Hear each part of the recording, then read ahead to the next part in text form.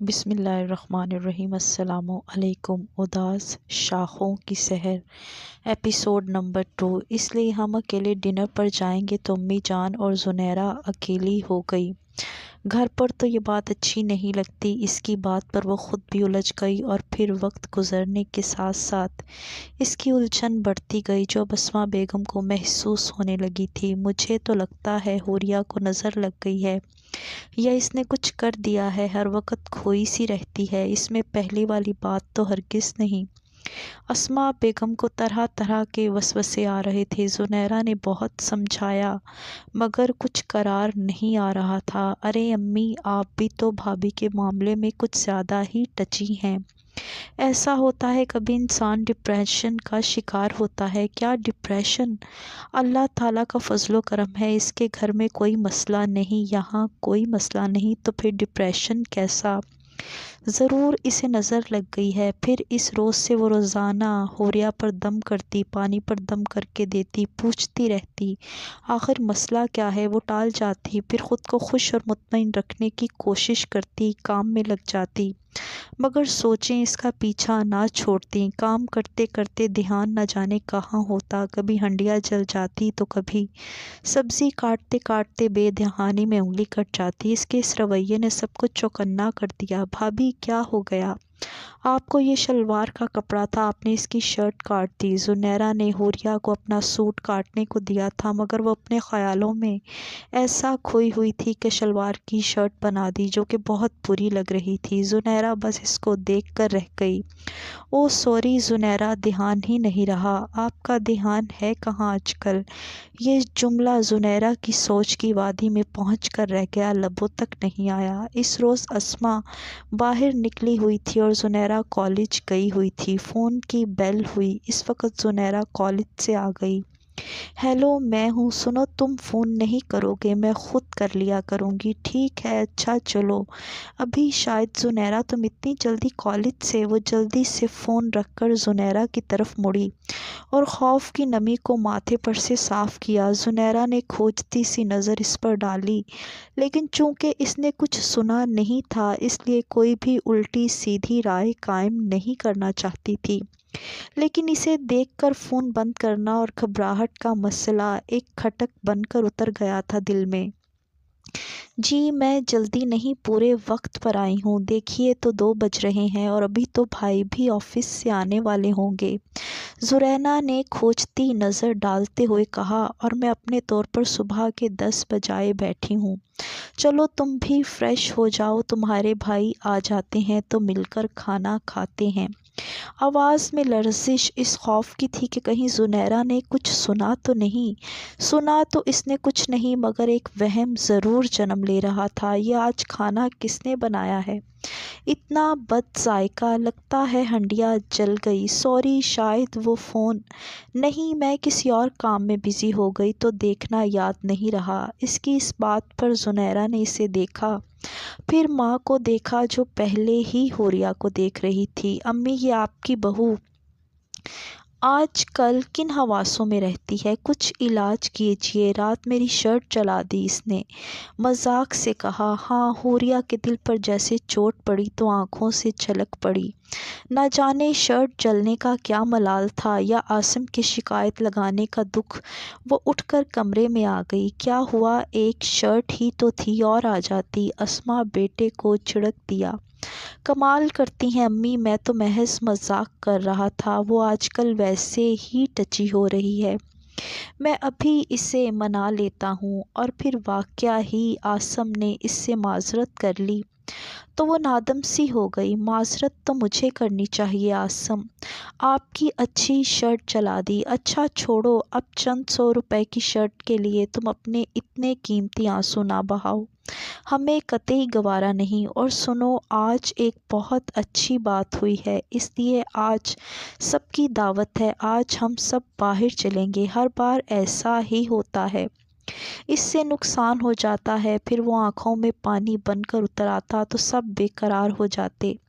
اس روز اس کی سونے کی رنگ گم ہو گئی تو وہ افسردہ ہو گئی۔ میری جان، یہ درست ہے کہ سونا گم ہونا کوئی اچھی بات تو نہیں، تاہم تم اسے دل پر نہ لو۔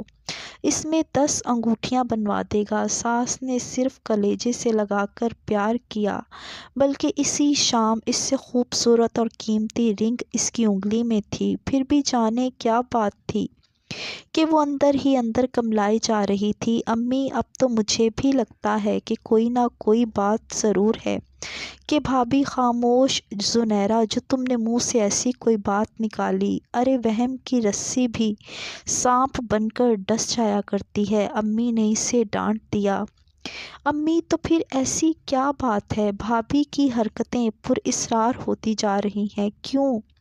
تم نے کچھ دیکھا ہے، کچھ سنا ہے کیا؟ نہیں امی، مجھے لگتا ہے کہ کچھ بات ضرور ہے، وہ ہم سے چھپاتی ہیں۔ نہ کچھ دیکھا نہ سنا، پھر بلا وجہ ہوا مت اڑاؤ، گھر کی فضا خراب مت کرو۔ اسما نے بیٹی کو تو ڈانٹ کر چپ کروا دیا، مگر ان کے اپنے اندر بھی کچھ ایسے ہی وسوسے ہو رہے تھے۔ وہ زیادہ سے زیادہ آیت الکرسی پڑھ کر حوریہ پر دم کرتیں۔ ارے نہیں بھائی، آج شام تک تو ہرگز نہ آنا۔ میں اچھا چلو کل دوپہر میں آ جانا، سب سو رہے ہوتے ہیں۔ چلو اب کل ملاقات ہوگی، شاید کوئی آ رہا ہے۔ اس نے خوف سی آواز میں ریسیور رکھ کر پلٹی تو جیسے ایک لمحے کے لیے دنیا گھومتی نظر آئی۔ اوپر کا سانس اوپر، نیچے کا نیچے رہ گیا، کیونکہ سامنے اسما کھڑی تھی، جنہوں نے اسے صرف ریسیور رکھتے دیکھا تھا، سنا کچھ نہیں، مگر وہ خوف سے پسینے میں شرابور ہو رہی تھی۔ کس کا فون تھا؟ ان کا انداز اور لہجہ نارمل تھا، مگر وہ اندر تک کانپ گئی۔ کسی کا نہیں۔ وہ دہلانے لگی۔ تب اسما آگے بڑھی۔ تو اس قدر گھبرا کیوں رہی ہو بیٹا؟ کیا بات ہے؟ کیا پریشانی ہے؟ کچھ بتاؤ۔ اسما بیگم نے محبت کے اعتبار لے کر جاننا چاہا۔ کچھ بات نہیں، بات کیا ہوگی؟ وہ میری کالج فرینڈ کا فون تھا۔ کیا میں اپنی کسی دوست کو فون بھی نہیں کر سکتی؟ اس نے پہلی بار ذرا اس انداز میں بات کی۔ ساس کا چوکنا ہونا تو لازمی تھا۔ انہوں نے حیرت سے اسے دیکھا۔ ہاں کیوں نہیں بیٹا، کیوں حق نہیں؟ تم اپنی دوستوں کو فون کرو، گھر بلاؤ، یہ تمہارا اپنا گھر ہے، اس میں جذباتی ہونے والی کیا بات ہے؟ امی، میں نے محسوس کیا ہے آج کل آپ لوگ میری ایک ایک بات نوٹ کرتے ہیں، میری حرکتوں پر نظر رکھتے ہیں۔ سمجھ میں نہیں آئی وہ کیا بولے جا رہی تھی۔ اب تو اسما کو یقین ہو گیا کہ اسے نظر لگ گئی ہے۔ وہ بھی حسد کی، ورنہ حوریہ جیسی اچھی لڑکی اس طرح بات کرے۔ انہوں نے کچھ کہا نہیں، بس چلی گئیں۔ یہ مجھے ہوتا کیا جا رہا ہے؟ بیچاری امی جان کیا سوچیں گی؟ ٹھیک ہے، میں ان سے معافی مانگ لوں گی۔ امی کے ساتھ بدتمیزی کی معذرت کی۔ وہ پرسکون ہو گئیں، اور واقعہ شام کو اس نے امی سے معافی مانگی تو انہوں نے ساتھ لگا کر بے شمار دعائیں دیں۔ امی، آپ اس ماسی کو نکال دیجئے۔ کیوں بیٹا؟ ٹھیک ٹھاک تو صفائی کرتی ہے۔ جی، صفائی کے ساتھ ٹھیک ٹھاک صفایا بھی کرتی ہے۔ الماری میں نے 2000 روپے رکھے تھے، وہ غائب ہیں۔ 2000 روپے کا دھماکہ کیا؟ توبہ کرو بیٹا، وہ اتنی بڑی حرکت نہیں کر سکتی۔ دیکھو مل جائیں گے۔ امی، آپ کیسی باتیں کرتی ہیں؟ جس کی چیز جاتی ہے اس کا ایمان جاتا ہے۔ ہر جگہ دیکھ لیا، ایسی جگہ پر بھی جہاں کبھی نہیں رکھے۔ اب وہ باقاعدہ رونے لگی۔ توبہ ہے لڑکی، اب مسلمان کا ایمان اتنا بھی کمزور نہیں ہونا چاہیے۔ خیر آؤ دیکھتے ہیں۔ دونوں ماں بیٹی اٹھ کر اندر چلی گئیں۔ حوریہ گہرا سانس لے کر کچن کی طرف بڑھ گئی۔ پھر ہر ماہ ایسا ہی ہونے لگا، کبھی کچھ چوری ہو جاتا، کبھی کچھ غائب ہو جاتا۔ 1 سال ہو گیا یہ سب برداشت کرتے کرتے۔ اسما تو رونے لگی تھی، سجدوں میں دعائیں کرتی، یا اللہ اس غلطی کو تیری ہی ذات سلجھا سکتی ہے، رحم فرما۔ اس روز وہ مغرب کی نماز پڑھ کر گھر پر دم کر رہی تھی کہ عاصم کے کمرے کے قریب قدم جم گئے ہوں۔ مجھے تنگ مت کرو، تمہیں پیسے مل رہے ہیں، ملتے رہیں گے۔ وہ ریسیور رکھ کر پلٹی تو اسما بیگم تیزی کے ساتھ وہاں سے ہٹ گئی۔ تو اس کا مطلب ہے کوئی کہانی ہے؟ جو بہو آہستہ آہستہ کر کے ساری باتیں سمجھ میں آنے لگیں۔ میں نے کہا تھا نا کہ کوئی کہانی ضرور ہے۔ دونوں ماں بیٹی اب پریشان تھیں۔ کیا کیا جائے؟ میں تو سمجھی تھی حوریہ خوبصورت بھی ہے اور خوب سیرت بھی، مگر اسما بیگم کو اپنی رائے غلط ہونے کا صدمہ تھا کہ حوریہ کی غلط حرکات کو وہ خود بھی جان نہیں پائیں۔ امی ان کے گھر والوں سے بات کریں، زنیرہ کا مشورہ تھا۔ اگر اپنی بیٹی ان کے گھر عیش کی زندگی گزار نہ رہی ہوتی، کس منہ سے بات کروں بیٹا؟ ماہا کو انہوں نے پھول کی طرح رکھا ہوا ہے۔ اب اگر ہم ان کی بیٹی کی شکایت کرتے ہیں تو وہ کہیں گے آپ کے خلوص اور محبت میں کوئی کمی ہے کہ آپ بہت دائیں بائیں جھانکنے پر مجبور ہوئی۔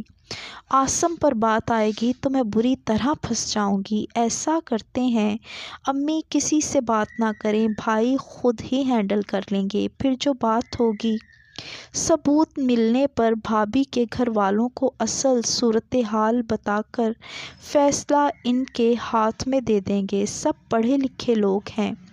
اور پھر دونوں ماں بیٹی نے بہت سوچ بچار کے بعد، ہر پہلو پر غور کرنے کے بعد عاصم کو بتایا تو کچھ دیر کے لیے عاصم کا دماغ معاف ہونے لگا۔ میں خوش تھا کہ ہمارے گھر میں عام گھروں جیسے روایتی جھگڑے نہیں ہوتے، لیکن اب 1 سال کے بعد روایتی جھگڑا پیدا ہو گیا ہے۔ بات کی تہ تک جانے کی بجائے اس نے ماں بہن کی بات کو روایتی جھگڑے کا نام دیا تو ماں کو افسوس ہونے لگا۔ خدا کا شکر ہے بیٹا، ہمارے گھر میں کوئی روایتی اختلاف یا جھگڑا پیدا نہیں ہوا، اور یہ ایک بے مثال بہو اور بھابھی ہے۔ اس کے ظاہری رویے سے ہم سب خوش اور مطمئن ہیں، مگر اس صورتحال کو ہم نظر انداز نہیں کر سکتے جو شادی کے تیسرے مہینے سے ہمارے علم میں آنا شروع ہوئی۔ ہم ماں بیٹی نے اب تک اس صورتحال کو برداشت اور نظر انداز کیا، آنکھوں کو دیکھ کر، کانوں سے سن کر اہمیت نہیں دی، تو اس لیے کہ ایک طرف تو مجھے حوریہ پر بیٹیوں جیسا اعتماد ہے، دوسرا ہم دونوں خاندانوں کی خوشیاں ایک دوسرے سے جڑی ہوئی ہیں، مگر اس نے نہیں بتایا۔ مجھے کہتے ہوئے دکھ ہو رہا ہے اور شرم بھی آ رہی ہے کہ معاملہ کسی مرد کا ہے۔ وہ انتہائی شرم سے بات کر رہی تھیں۔ ان کے لہجے میں نہ تو کوئی روایتی دھند تھی اور نہ ہی عاصم کو بھڑکانے کی ہوا، مگر عاصم کے اندر تو آندھیاں چلنے لگیں۔ حوریہ جیسی بہو جو خوبصورت خوب سیرت دونوں کے سحر میں اس کو جکڑ لیتی تھی، اس کے بارے میں ایسی بات سننا بھی دشوار تھا۔ اگر آپ کو یہ کہانی اچھی لگی اور آپ اسے مزید آگے سننا چاہتے ہیں تو ہمارے چینل کو لائک کریں، شیئر کریں۔